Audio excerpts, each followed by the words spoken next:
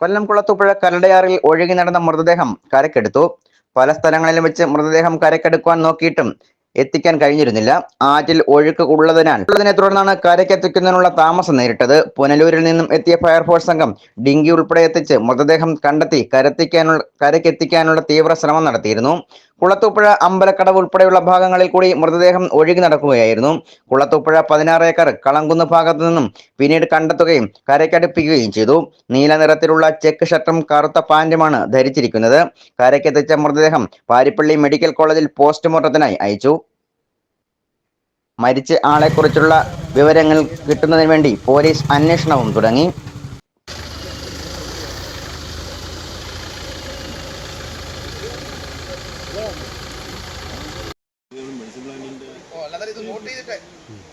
അറിയാൻ മുന്നോട്ട് അവർക്ക് അറിയാൻ പറ്റും. അതാണ് ഇത് നോട്ട് ചെയ്തിട്ടേക്കാനാ പറഞ്ഞത്. ഞാൻ പിന്നെ ഇപ്പം